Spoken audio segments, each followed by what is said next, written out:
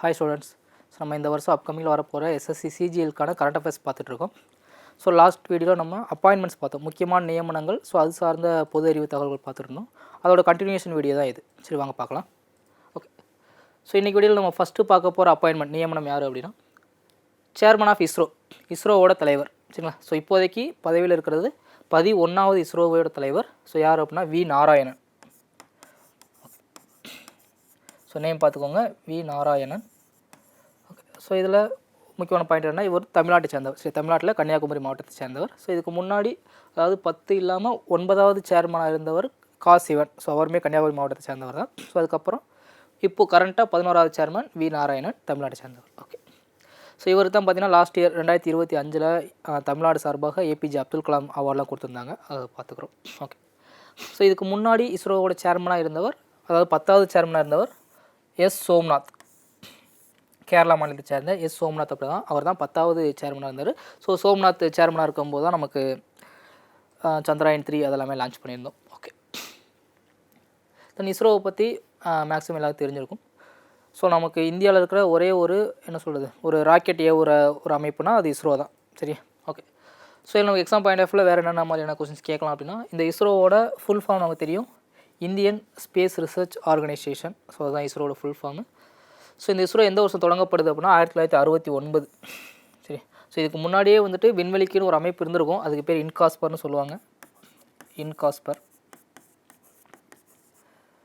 So Indian committee for space and research, அந்த மாதிரி இன்காஸ்பர் அப்படின்ற ஒரு அமைப்பு ஜவஹர்லால் நேருவும் விக்ரம் சராபாயும் சேர்ந்து உருவாக்கியிருப்பாங்க. ஸோ அந்த அமைப்பு தான் 1969 இஸ்ரோவாக டெவலப் ஆகுது, 69 ஆகஸ்ட் 15. ஸோ ஹெட் குவார்ட்டர்ஸ் எங்கே தலைமையிடமாக கொண்டு செயல்படுது அப்படின்னா பெங்களூர். சரி, பெங்களூர் தலைமையிடமாக கொண்டு செயல்படுது.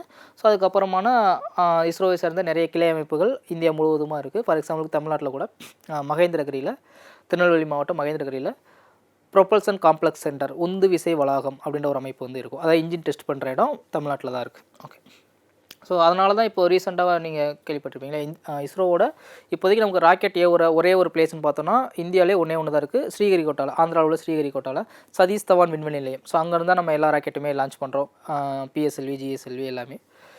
இப்போது அதுக்கப்புறமா 2வது ராக்கெட் ஏவுதளம் இந்தியாவில் எங்கே உருவாக்கியிருக்காங்கன்னா தமிழ்நாட்டில். சரி, தமிழ்நாடு தூத்துக்குடி மாவட்டம் குலசேகரப்பட்டினம் அப்படின்ற ஒரு பிளேஸில் இஸ்ரோவோட செகண்ட் அதாவது ராக்கெட் ஏவுதளம் வந்து அமைச்சிருப்பாங்க. அதுக்கு ஒன் ஆஃப் த ரீசன், அது நிறைய ரீசன் இருக்குது. ஸோ அதில் ஒன் ஆஃப் த ரீசன் நமக்கு திருநெல்வேலியில் மகேந்திரகிரியில் தான் என்ன பண்ணுறாங்கன்னா அந்த ராக்கெட்டோட என்ஜினை டெஸ்ட் பண்ணுறாங்க. ஸோ அங்கேருந்து தூத்துக்குடிக்கு 8 வரன்றது நமக்கு ரொம்ப கம்மியான டிஸ்டன்ஸு, ஸோ சேஃபாகவும் வரும் இல்லையா. ஸோ அது ஒரு ரீசன் குலசேகரப்பட்டினத்தில் நமக்கு ராக்கெட் ஏவுதளம் கொண்டு வர்றதுக்கு. சரி, ஓகே. இந்த இஸ்ரோவோட சாதனைகள்னு சொல்லணும்னா நமக்கு தெரியும், 2023 சந்திராயன் 3 மூலமாக இது வரைக்கும் எந்த நாடுமே நிலாவோட சவுத் போல் தென் துருவத்தில் வந்துட்டு அவங்களுடைய ராக்கெட்டோ சேட்டலைட்டோ லேண்ட் பண்ணது கிடையாது. முதல் முறையாக நிலாவோட தென் துருவத்தை ரீச் பண்ண முதல் நாடு இந்தியா. ஸோ அப்படின்ற ஒரு சாதனையை படித்தோம். ஸோ அதுக்காக நமக்கு சர்வதேச விருதெல்லாம் கூட கொடுத்துருந்தாங்க. ஓகே, தென் இதில் அடுத்தது என்ன கேட்குறாங்கன்னு பாருங்கள், rocket man of India. So இந்தியாவோட ராக்கெட் மேன் நமக்கு தெரியும், இந்தியாவோட மிசைல் மேன், ஏவுகணை நாயகன் அப்படின்னு சொல்லிட்டு நம்ம ஏபிஜே அப்துல் கலாம் அவர் சொல்லுவோம். ஸோ அதே மாதிரி ராக்கெட் மேன், இந்தியாவோட ராக்கெட் மனிதர் யார் அப்படின்னா கா சிவன். நம்ம இதுக்கு முன்னாடி பார்த்தோம் இல்லையா, கன்னியாகுமரியிலேருந்து இஸ்ரோவோட தலைவராக தேர்ந்தெடுக்கப்பட்ட கா சிவன். ஸோ இவர் டைமில் தான் நமக்கு ராக்கெட்டோட, அதாவது இப்போது நம்ம ராக்கெட்டோட அடுத்த ஜென்ரேஷன் இருக்குல்ல எஸ்எஸ்எல்வி. ஸோ நமக்கு காலங்காலமாக ஜிஎஸ்எல்வி, பிஎஸ்எல்வி இந்த 2 வகை ராக்கெட்டை தான் நம்ம மேக்ஸிமம் யூஸ் பண்ணிக்கிட்டு இருக்கோம். இப்போது அதான் யூஸ் பண்ணிக்கிட்டு இருக்கோம். பட் இருந்தாலும் 2022 நம்மக்கிட்ட புதுசாக ஒரு ராக்கெட் வகை அறிமுகப்படுத்தப்பட்டது, அதுதான் எஸ்எஸ்எல்வின்னு சொல்லுவாங்க, ஸ்மால் சேட்டலைட் லான்ச்சிங் வெஹிக்கிள். சரி, ஸோ அந்த திட்டத்துக்கு முக்கியமான ஒரு நபராக இருந்தவர் இந்த கா சிவன். சரி, அதனால் அவர் வந்துட்டு ராக்கெட் மேன் ஆஃப் இந்தியா அப்படின்னு சொல்லுவாங்க. அதே மாதிரி இந்தியாவில் ராக்கெட் உமன் ஒருத்தங்க இருக்காங்க. So rocket woman of India Ritu Karidhal. So இதெல்லாம் நமக்கு ஸ்ட்ரெயிட்டான கொஸ்டினாக கேட்பாங்க. சரிங்களா, ஸ்ட்ரெயிட்டான ஜிகே கொஸ்டினாக கேட்பாங்க. ஸோ யார் இந்தியாவோட ராக்கெட் பெண்மணி அப்படின்னு கேட்டாங்கன்னா ரித்து ஹரிதால் அப்படின்றத நம்ம தெரிஞ்சு வச்சுக்கிறோம். சரி, ஸோ அதே மாதிரி இந்தியாவோட ஏவுகணை பெண்மணின்னு ஒருத்தங்க இருக்காங்க, டெசி தாமஸ். ஸோ அந்த டிஃப்ரென்ஸ் பார்த்துக்கணும், ஏவுகணை நாயகன் ஏபிஜே அப்துல் கலாம், ஏவுகணை பெண்மணி டெசி தாமஸ். ஸோ அதே மாதிரி ராக்கெட் மேன் கா சிவன், அதே மாதிரி ராக்கெட் பெண்மணின்னு கேட்டாங்கன்னா ரித்து ஹரிதால். ஸோ அந்த ராக்கெட்டை உருவாக்குறதுக்கான வேலைப்பாடில் இவங்க தங்களை ஈடுபடுத்தியிருப்பாங்க, அதனால் அவங்களுக்கு அந்த நிக்நேம் வந்து கொடுக்குறாங்க. அடுத்து நேஷ்னல் ஸ்பேஸ் டே, அதாவது தேசிய விண்வெளி தினம். ஸோ இந்தியாவில் ஒரு தினத்தை தேசிய விண்வெளி தினமாக நம்ம 2023 கடைப்பிடிக்கிறோம். ஸோ அது என்ன தினம்னு பார்த்தோன்னா ஆகஸ்ட் 23.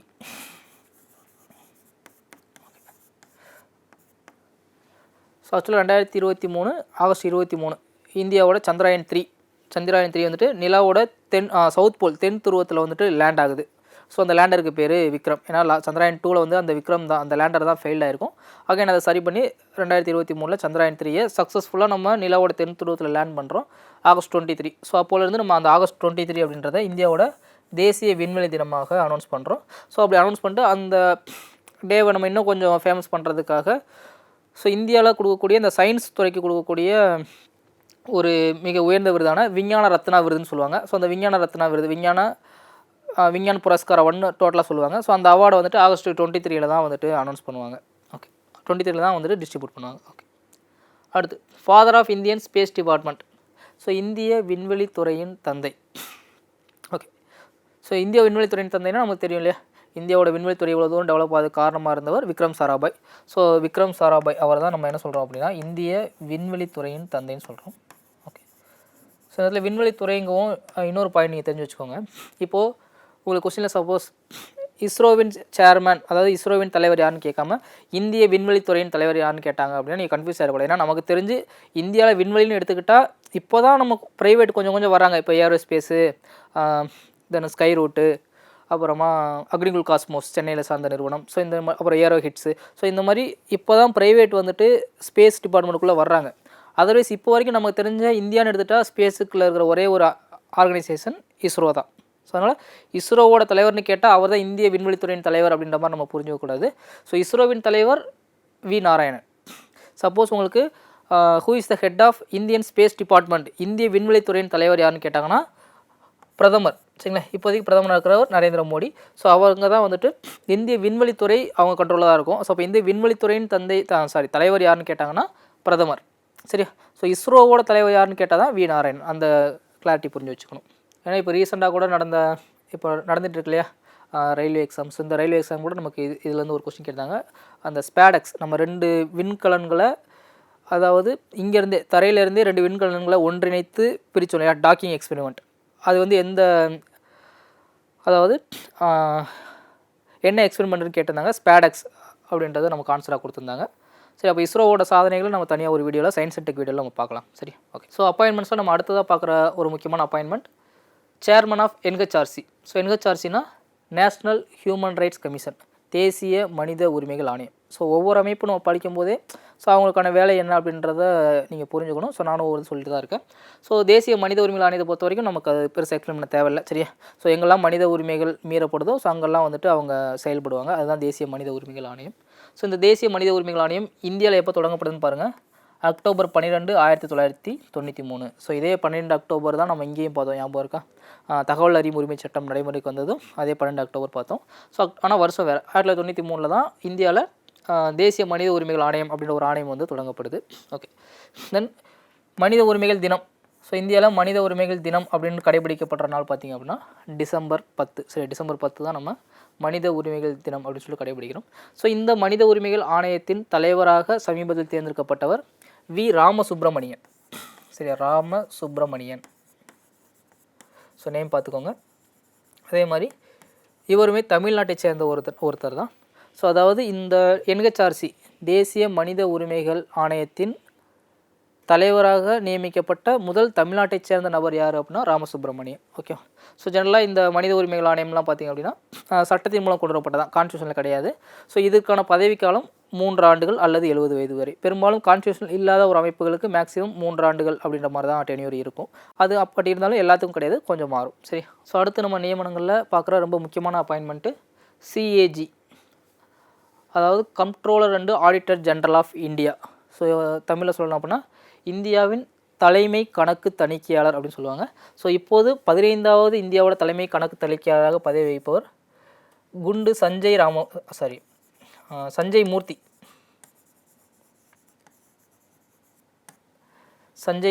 ஸோ இவர் தான் இந்தியாவோட 15வது தலைமை கணக்கு தணிக்கையாளர், அதாவது சிஏஜி அப்படின்னு சொன்னாலே உங்களுக்கு பெரும்பாலும் தெரிஞ்சிருக்கும் இல்லையா. ஓகே, ஸோ இந்த ஜிஏஜின்ற பதவி இந்திய அரசியலமைப்பில் குறிப்பிடப்பட்டுள்ள பகுதி. ஸோ எங்கே குறிப்பிட்டிருக்காங்கன்னு பாருங்கள், ஆர்டிகல் 148. சரி, ஆர்டிகல் 148 குறிப்பிட்டிருக்காங்க. ஸோ அப்போ அரசியலமைப்பில் குறிப்பிட்டிருக்காங்கன்னா கண்டிப்பாக ஒரு முக்கியமான போஸ்டிங்காக தான் இருக்கும் இல்லையா. ஓகே, ஸோ அப்போ இவங்களோட வேலை என்ன அப்படின்னா பாருங்கள், இது வந்து ஒரு சுதந்திரமான அமைப்பு தான். சிஏஜின்றவங்க ஒரு சுதந்திரமான அமைப்பு தான், எந்த ஒரு மினிஸ்ட்ரிக்கு கீழேயும் செயல்படுற ஒரு அமைப்பு கிடையாது. ஓகே, ஸோ இவருடைய பிரதான வேலை, முக்கியமான வேலை என்ன அப்படின்ற சொல்கிறாங்கன்னா, ஆடிட்டிங் 3 tier கவர்மெண்ட். ஸோ இந்தியாவில் இருக்கிற 3 அடுக்கு அரசாங்கம், அந்த 3 அடுக்கு அரசாங்கத்துக்குமான வரவு செலவு கணக்கை முழுவதுமாக தணிக்கை பண்ணுறது யார் அப்படின்னா இந்த கண்ட்ரோலர் அண்ட் ஆடிட்டர் ஜெனரல் தான். ஸோ 3 அடுக்கு அரசாங்கம்னா யார்?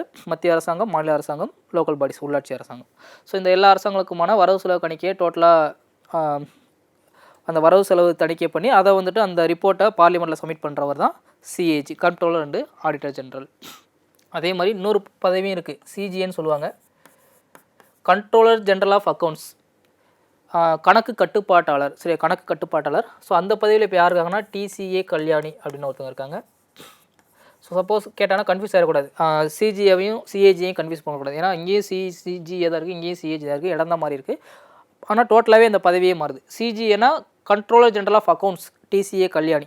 பட் இவங்களுக்கான வேலைன்னு பார்த்தீங்கன்னா இவங்க வந்து ஃபினான்ஸ் மினிஸ்ட்ரிக்கு கீழே இருக்கிற ஒரு அமைப்பு தான். ஸோ இவங்களுக்குன்னு பிரத்யேகமாக தனிப்பட்ட ஒரு ஒர்க்குன்னு கிடையாது. ஸோ இந்தியாவுக்கு அல்லது நிதி அமைச்சகத்துக்கு நிதி சார்ந்த ஆலோசனை வழங்குகிற ஒரு அமைப்பு தான் இந்த CGA, controller general of accounts. அந்த ரெண்டுக்குமான டிஃப்ரென்ஸை நம்ம பார்த்துக்கிறோம். ஓகே, ஸோ இதுவுமே வந்துட்டு கான்ஸ்டியூஷன் சொல்லப்பட்டிருக்கும், ஆர்டிகல் 150 சொல்லியிருப்பாங்க இந்த சிஜிஏவை பற்றி. ஓகே, ஸோ இவங்களுக்கான பதவிக்காலம் ரொம்ப முக்கியம், 6 years ஆர் 65 ஏஜ். சரி, 6 ஆண்டுகள் அல்லது 65 வயது, எது ஃபஸ்ட்டு வருதோ அதுக்கேற்ற மாதிரி அவங்களுடைய பதவிக்காலமானது முடிவடையும். ஸோ இதே பதவிக்காலம் தான் நம்ம இதுக்கு முன்னாடி எங்கே பார்த்தோம் அப்படின்னா இந்திய தலைமை தேர்தல் ஆணையர். ஸோ அவருக்கு பார்த்தோம் இல்லையா? ஓகே, ஸோ பெரும்பாலும் கான்ஸ்டியூஷனில் சொல்லப்பட்ட அமைப்புகளுக்கான பதவிக்காலங்கள் சில 6 ஆண்டுகள் 65 வயதுன்னு வருது, அதை கொஞ்சம் நம்ம பார்த்து வச்சுக்கிறோம். ஓகே, அடுத்தது பாருங்கள். ஸோ அடுத்த அப்பாயின்மெண்ட் நம்ம பார்க்க போகிறது ரொம்ப ரொம்ப முக்கியமான அப்பாயின்மெண்ட். ஏன்னா ஜென்ரலாகவே இந்த நிதி ஆயோக் அப்படின்ற ஒரு பகுதியிலேருந்து நமக்கு கொஸ்டின்ஸ் வந்து அடிக்கடி கேட்குறாங்க. ஏன்னா இந்த நிதி ஆயோக்ன்றது வந்து 2015 தான் இந்தியாவில் கொண்டு வராங்க. அதுக்கு முன்னாடி மத்திய திட்டக்குழு இருந்துச்சு. மத்திய திட்டக்குழு வந்துட்டு ஒவ்வொரு 5 ஆண்டுகளுக்கும் எதை ஃபோக்கஸ் பண்ணணும் அப்படின்னு சொல்லிட்டு பிளான் பண்ணுவாங்க, அதுதான் திட்டக்குழு. அதுக்கப்புறமா என்ன யோசிக்கிறாங்க அப்படின்னா அதே மாதிரி அதுக்கப்புறம் அதில் என்ன ஒரு ட்ராபேக்கை சொல்கிறாங்கன்னா, அது மத்திய திட்டக்குழுனா மத்திய அரசாங்கம் என்ன முடிவு பண்ணுறாங்களோ அதுதான் எல்லா மாநிலத்துக்கு வருது, அப்புறம் மாநிலத்திலேருந்து உள்ளாட்சிக்கு போகுது. அதாவது டாப் டு பாட்டம் அப்ரோச் அப்படின்னு சொல்லுவாங்க. ஸோ அதுக்கு மாற்றாக நம்ம என்ன பண்ணலாம், bottom to top approach. So எல்லா மாநிலங்கள்லேருந்து கருத்து கேட்டு அதன்படி நம்ம ஒரு முடிவு எடுக்கலாம் அப்படின்ற ஒரு கான்செப்டை கொண்டு வந்தப்பட்டதான் இந்த நிதி ஆயோக். சரிங்களா? அது மட்டும் இல்லாமல் நம்ம 5 வருஷத்துக்கு ஃபோக்கஸ் பண்ணாமல் ஒரு லாங் டேர்மாக ஒரு 15 to 20 வருஷமாக நம்ம ஒரு சில விஷயங்களை ஃபோக்கஸ் பண்ணலாம் அப்படின்னு சொல்லிட்டு தான் பிளானிங் கமிஷனுக்கு பதிலாக வேறு ஒரு அமைப்பை கொண்டு வராங்க நிதி ஆயோக். ஸோ ஜென்ரலாகவே இந்த நிதி ஆயோக்கில் வந்து நமக்கு ரிப்பீட்டடாக கொஸ்டின்ஸ் கேட்குறோம். ஏன்னா இப்போ ரீசெண்டாக நமக்கு எல்லா விதமான நம்ம இண்டெக்ஸ் ரிப்போர்ட், அடுத்த நம்ம கிளாஸே பார்த்து அடுத்த வீடியோஸே பார்த்தீங்கன்னா நமக்கு இண்டெக்ஸ் ரிப்போர்ட் தான் வரும். அதில் பெரும்பாலான ரிப்போர்ட் இந்தியா பேஸ் பண்ண ரிப்போர்ட்டெல்லாம் யார் வெளியிடுவாங்க அப்படின்னா இந்த நிதி ஆயோக் தான் வெளியிடுவாங்க. ஸோ அதனால் கொஸ்டின்ஸ் அதிகமாக வரும். ஓகே, ஸோ இந்த நிதி ஆயோக்கோட அப்போ அமைப்பு எப்படி இருக்குன்னு பாருங்கள். ஸோ இந்த நிதி ஆயோக்கோட சேர்மன், அதாவது தலைவர். ஸோ ஜென்ரலாகவே இந்த நிதி ஆயோக்குன்னு தலைவர் யாருமே தேர்ந்தெடுக்கப்பட மாட்டாங்க. இதே தான் பிளானிங் கமிஷனுக்கும் இருந்துச்சு. திட்டக்குழு நடைமுறையில் இருக்கும்போது அதுக்குன்னு தலைவர் தேர்ந்தெடுக்க மாட்டாங்க. யார் பிரதமராக இருக்காங்களோ அவங்க பதவி வழியில் பிளானிங் கமிஷனோட தலைவராக இருப்பாங்க. அதே ப்ராசஸ் தான் இங்கேயும். யார் இந்தியாவோட பிரதமராக இருக்காங்களோ அவங்க தான் நிதி ஆயோக்கோட பதவி வழியில் தலைவராகவும் செயல்படுவாங்க. ஓகேவா? ஓகே, அதுக்கப்புறம் வைஸ் சேர்மன், ஸோ துணைத் தலைவர். இப்போதைய துணைத் தலைவராக சமீபத்தில் நியமிக்கப்பட்டாங்க அசோக் குமார் லஹிரி. சரிங்களா? அசோக் லஹிரி அல்லது அசோக் குமார் லஹிரி, இது ரீசெண்டான ஒரு அப்பாயின்மெண்ட் தான். அதாவது நிதி ஆயோக்கோட துணைத் தலைவராக செயல்பட்டவர் அசோக் குமார் லஹிரி. ஆக்சுவலாக இதுக்கு முன்னாடி வெஸ்ட் பெங்காலில் ஒரு எம்எல்ஏவாக இருந்தவர். ஸோ அதுக்கப்புறமா வேறு ஒர்க் பண்ணிவிட்டு இப்போது நிதி ஆயோக்கோட துணைத் தலைவராக வந்திருக்காங்க. ஒரு எக்ஸாம்பிள் நமக்கு கேட்ட கொஸ்டின், நிதி ஆயோக்கின் நிர்வாக தலைவர் யார், எக்ஸிக்யூட்டிவ் ஹெட் யாருன்னு கேட்டிருந்தாங்க. ஆக்சுவலாக பிரைம் மினிஸ்டர் தான் சேர்மேனு, பட் இருந்தாலும் எக்ஸிக்யூட்டிவ் ஹெட்டு, அதாவது நிர்வாகத்தை பார்த்துக்கிற தலைவராக யார் இருக்குமான்னு கேட்டால் வைஸ் சேர்மேன் அப்படின்றத நீங்கள் தெரிஞ்சு வச்சுக்கோங்க. சரி, சப்போஸ் அந்த எக்ஸிக்யூட்டிவ்ன்ற வார்த்தை வந்துச்சுன்னா அதை பார்த்துக்கிறவர் வைஸ் சேர்மன். ஸோ இப்போ வைஸ் சேர்மன் யார் இருக்கா, அசோக் லஹிரி அப்படின்றவங்க இருக்காங்க, அதை பார்த்து வச்சுக்கோங்க. ஓகே, ஸோ இது இல்லாமல் வேறு என்ன யாரெல்லாம் இருப்பாங்க நிதி ஆயோக்லன்னு பார்த்தோன்னா ஒரு chairman, prime minister, vice chairman, இப்போ அசோக் லஹிரி. தென் இது இல்லாமல் சிஇஓனா சீஃப் எக்ஸிக்யூட்டிவ் ஆஃபீஸர், முதன்மை செயல் அதிகாரி அல்லது முதன்மை செயல் அலுவலர், சீஃப் எக்ஸிக்யூட்டிவ் ஆஃபீஸர். ஸோ அந்த பதவியில் இப்போ இருக்கிறவங்க நிதி ஜிப்பர். ஸோ இதுவுமே சமீபத்தில் தான் இவங்க நியமிக்கப்பட்டாங்க. இதுக்கு முன்னாடி பிவிஆர் சுப்பிரமணியன் அப்படின்ற ஒருத்தர் பதவியில் இருந்தார். அவருக்கு மாற்றாக நிதி ஜிப்பர் அப்படின்றவங்கள சமீபத்தில் தான் மத்திய அரசாங்கம் வந்து நியமித்தாங்க. ஓகே, தென் மெம்பர்ஸ் எக்ஸாம் அடிக்கடி கேட்குறது இது ஒரு கொஸ்டின். ஸ்டேட்மெண்ட்டாக கேட்டாங்கன்னா இதில் வந்து கேட்பாங்க. ஸோ இந்த நிதி ஆயோக்கோட மெம்பர்ஸ் யார் அப்படின்னு கேட்பாங்க. நீங்கள் ரீசெண்டாக கூட இப்போ சமீபத்தில் கூட நிதி ஆயோக்கோட 11வது மீட்டிங் டெல்லியில் நடைபெற்றது. பிரதமர் நரேந்திர மோடி தலைமையில் நிதி ஆயோக்கோட 11வது மீட்டிங் நடைபெற்றது. இது வரைக்கும் இல்லாத வரை ஒரு சாதனை. அதாவது 28 மாநிலங்களைச் சேர்ந்த முதலமைச்சர்களும் கலந்து கொண்ட முதல் மீட்டிங் அப்படின்னு சொல்லிட்டு ஒரு ரெக்கார்ட் இந்த 11வது மீட்டிங். ஸோ அப்போ இதை பேஸ் பண்ணி கேட்கலாம். 11வது மீட்டிங் எங்கே நடந்துச்சுன்னு கேட்டாங்கன்னா எப்போவுமே டெல்லியில் தான் நடக்கும். டெல்லியில் தான் நடந்துச்சு. தலைமையேற்றவர் பிரதமர் நரேந்திர மோடி தலைமை இருக்கிறாங்க. ஸோ சாதனை என்னென்னா முதல் முறையாக 28 மாநில முதலமைச்சர்களும் கலந்து கொண்ட மீட்டிங்காக இந்த மீட்டிங் இருந்துச்சு. ஓகே, அப்போது இதோட மெம்பர்ஸாக யார் இருக்காங்க அப்படின்றத தெரிஞ்சுக்கணும். அனைத்து மாநிலத்தின் முதலமைச்சர்கள் எல்லாருமே உறுப்பினராக இருப்பாங்க. ஏன்னா நம்ம பார்க்குறோம் இல்லையா, நிதி ஆயோக்ன்றது நம்ம ஃபஸ்ட்டு என்ன சொன்னோம், bottom to top approach. So மாநிலங்களோட கருத்தை கேட்டு அதன் மூலமாக முடிவு எடுக்கிறது தான் நிதி ஆயோக்னு பார்க்குறோம். ஸோ அப்போது அனைத்து மாநிலத்தோட முதலமைச்சர்களும் இதில் உறுப்பினராக இருக்காங்க. ஸோ அவங்க மட்டும்தான் இருக்காங்களா?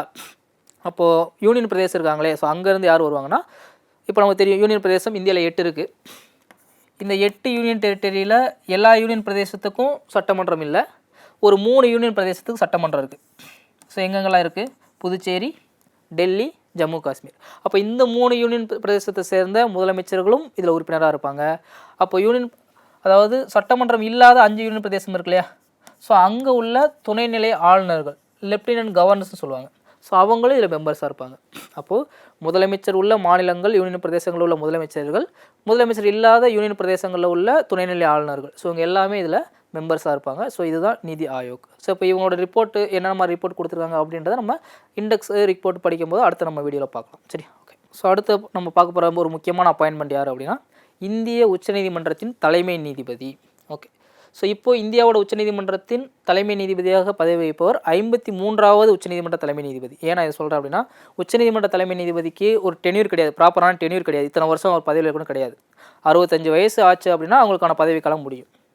ஸோ அப்போது நமக்கு தெரியும் இந்தியாவோட உச்சநீதிமன்ற தலைமை நீதிபதியாக யாரை நியமிப்பாங்கன்னா, பெரும்பாலும் மூத்த நீதிபதியாக யார் இருக்காங்களோ அவங்கள தான் உச்சநீதிமன்ற தலைமை நீதிபதியாக நியமிப்பாங்க. அப்போ மூத்த நீதிபதினா கண்டிப்பாக வயசானவங்களாக தான் இருக்கும். அப்போ அவங்களுடைய பதவிக்காலமானது குயிக்காக முடிவடைகிற மாதிரியே இருக்கும். அப்போ நமக்கு எக்ஸாமில் கேட்கும்போது தற்போது யாருன்னு கேட்டால் அப்போ அதுக்குள்ளே மாற்றம் வர்றது கூட வாய்ப்பு இருக்கும். அதனால் பெரும்பாலும் இந்த மாதிரி உச்சநீதிமன்ற தலைமை நீதிபதி அப்படின்றவரை தேர்வில் கேட்குறாங்கன்னா கண்டிப்பாக இந்த நம்பரை மென்ஷன் பண்ணி தான் கேட்பாங்க. சரியா? ஸோ அப்போ தெரிஞ்சு வச்சுக்கணும். இப்போது இந்தியாவோட உச்சநீதிமன்ற தலைமை நீதிபதியாக பதவியில் இருக்கிறவர் 53வது உச்சநீதிமன்ற தலைமை நீதிபதி சூரியகாந்த். ஸோ இந்த பேர் கண்டிப்பாக நீங்கள் எல்லாருமே ரீசெண்டாக கேள்விப்பட்டிருப்பீங்க. ஏன்னா சமீபத்தில் ஒரு பேட்டியில் தான் சொல்லியிருந்தார் இல்லையா, இந்த இளைஞர்கள் வந்துட்டு வேலைவாய்ப்பு இல்லாத இளைஞர்களை கரப்பான் பூச்சி அப்படின்ற மாதிரி கொஞ்சம் ஒப்பிட்டு பேசியிருந்தார். ஸோ அதுக்கப்புறம் தான் அந்த காக்ரோச் ஜனதா பார்ட்டின்னு கொஞ்சம் ஃபேமஸாக இப்போ போராட்டங்கள்லாம் நீங்கள் அந்த நியூஸ்லாம் கேள்விப்பட்டிருப்பீங்க இல்லையா.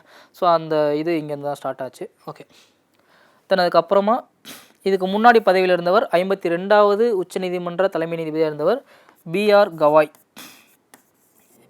ஏன்னா நம்பர்ஸ் கேட்கும்போது நல்லா கவனமாக இருக்கணும். 53வது கேட்காம 52வதுன்னு கேட்டாங்க அப்படின்னா ஸோ அந்த இடத்துல நீங்கள் சூரியகாந்த்னு போட்டக்கூடாது. சரி, இப்போது 53வது உச்சநீதிமன்ற தலைமை நீதிபதியாக இருக்கிறவங்க தான் சூரியகாந்த். அப்போ 52வதாக இருந்தவர் பிஆர் கவாய். அதாவது பௌத்த மதத்திலிருந்து தேர்ந்தெடுக்கப்பட்ட முதல் உச்சநீதிமன்ற தலைமை நீதிபதி பிஆர் கவாய்.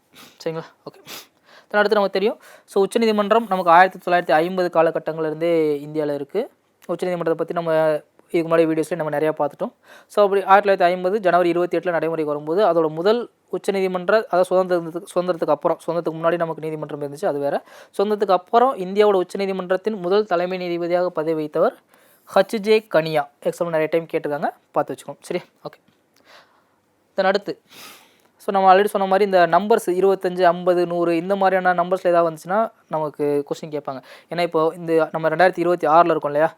ஸோ அப்போது ஒரு 100 வருஷத்துக்கு பின்னாடி ஏதாவது ஒரு அமைப்பு தொடங்கப்பட்டிருக்கும் இந்தியாவில். அந்த அமைப்பு தொடங்கப்பட்டு 100 வருஷம் ஆயிருக்கும். இல்லை யாராவது பிறந்தநாள் 100வது பிறந்தநாள், 120, 50வது பிறந்தநாள் அந்த மாதிரி வந்திருக்கும். ஸோ அப்போ அந்த மாதிரி விஷயங்களை கொஞ்சம் தனியாக சேகரித்து படிச்சிட்டோம் அப்படின்னா எக்ஸாம்பிள் அதை பற்றி கேட்டாலும் நம்ம ஈஸியாக போடலாம். ஃபார் எக்ஸாம்பிளுக்கு நமக்கு UPSC union public service commission 1926 அமைக்கப்பட்டது.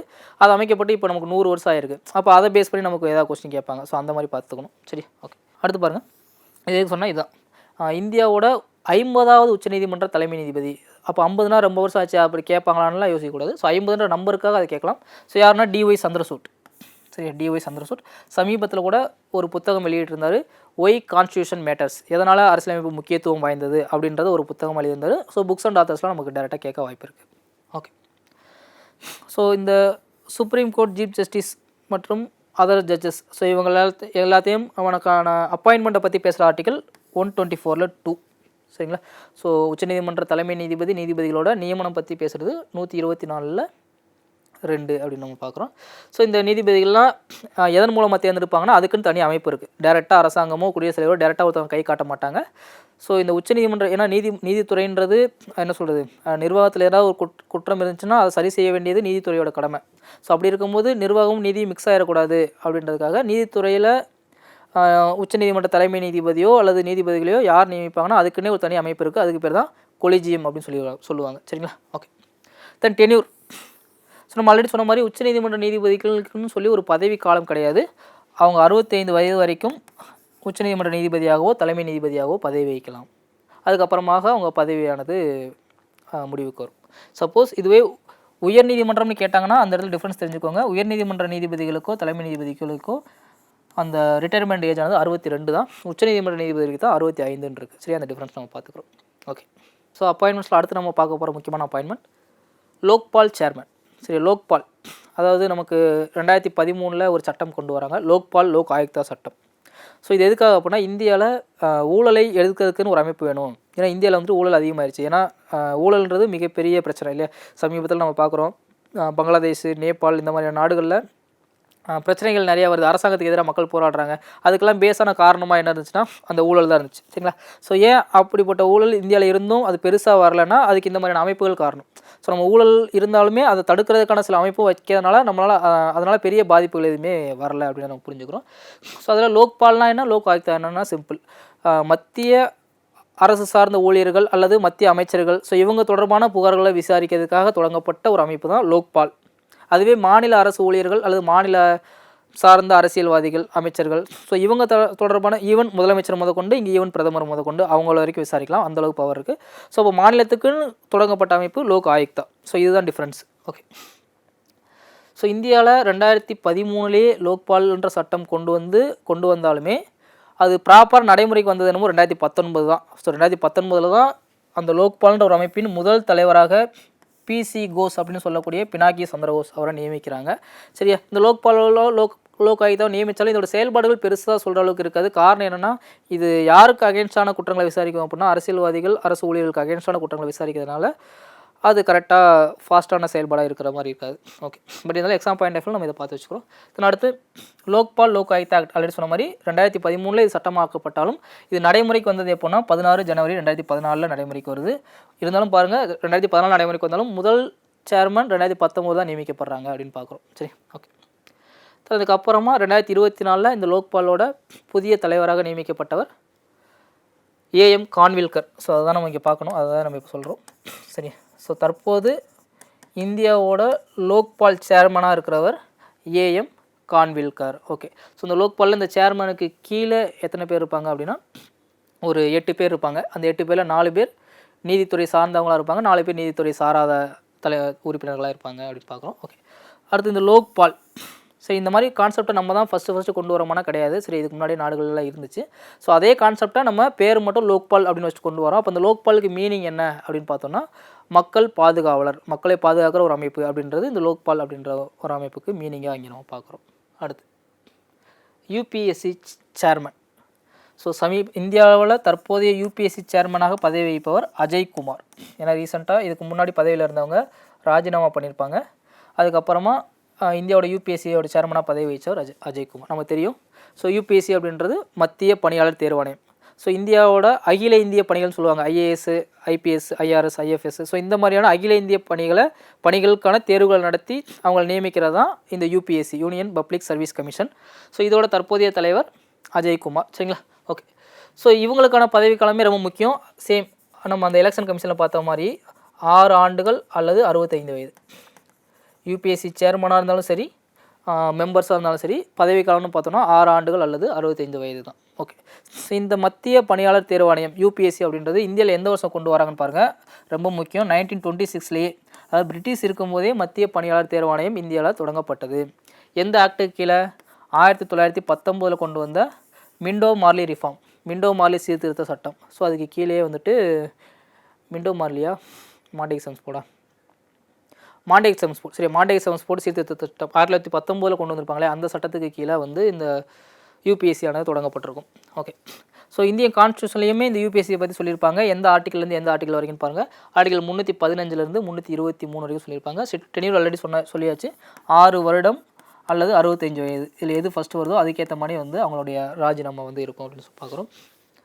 ராஜினாமா இல்லை, அவங்களுடைய பதவிக்காலம் வந்து முடிவடையும் அப்படின்னு பார்க்குறோம். ஓகே, அதுக்கப்புறம் பாருங்கள், ஜிகேவை கேட்டால் இது ஒன்று கேட்கலாம். Father of Indian civil service, அதாவது இந்திய குடிமையியல் பணிகளின் தந்தை யார் அப்படின்னு கேட்டாங்கன்னா லார்ட் கார்ன்வாலிஸ். ஸோ கார்ன்வாலிஸ் பிரபு தான் இந்தியாவில் வந்து இந்த குடிமை பணிகள் அப்படின்றத ஒரு ரிஃபார்ம் பண்ணி கொண்டு வந்திருப்பார். ஸோ அவர் தான் இந்திய குடிமை பணிகளின் தந்தைன்னு சொல்கிறோம். அப்படி கேட்காம சப்போஸ் இப்படி கேட்டாங்கன்னா ஃபாதர் ஆஃப் ஆல் இந்தியா இந்த சிவில்ன்ற வார்த்தை வராமல் ஆல் இந்தியா சர்வீசஸ்ன்னு கேட்டாங்க அப்படின்னா சர்தார் வல்லபாய் படேல் அப்படின்ற மாதிரி நம்ம சொல்லணும். அகில இந்திய பணிகளின் தந்தைன்னு கேட்டாங்கன்னா சர்தார் வல்லபாய் படேல். இந்திய குடிமை பணிகளின் தந்தைன்னு கேட்டாங்கன்னா லார்ட் கார்ன்வாலிஸ் அப்படின்றது நம்ம சொல்லணும். ஓகே, அடுத்து ஸோ இந்தியாவில் குடிமை பணிகள் தினம் சிவில் சர்வீஸ் டே அப்படின்ற நம்ம என்றைக்கு செலிப்ரேட் பண்ணுறோன்னு பாருங்கள், ஏப்ரல் 21. சரி, அதாவது சர்தார் வல்லபாய் படேல் வந்து ஒரு ஸ்பீச் கொடுத்துருப்பாரு. அந்த குடிமை பணிகளில் செலக்ட் ஆனவங்களுக்காக ஒரு ஸ்பீச் கொடுத்துருப்பாரு. அதில் ஒரு மெயினான ஒரு பாயிண்ட் என்ன சொல்லியிருப்பாருன்னா,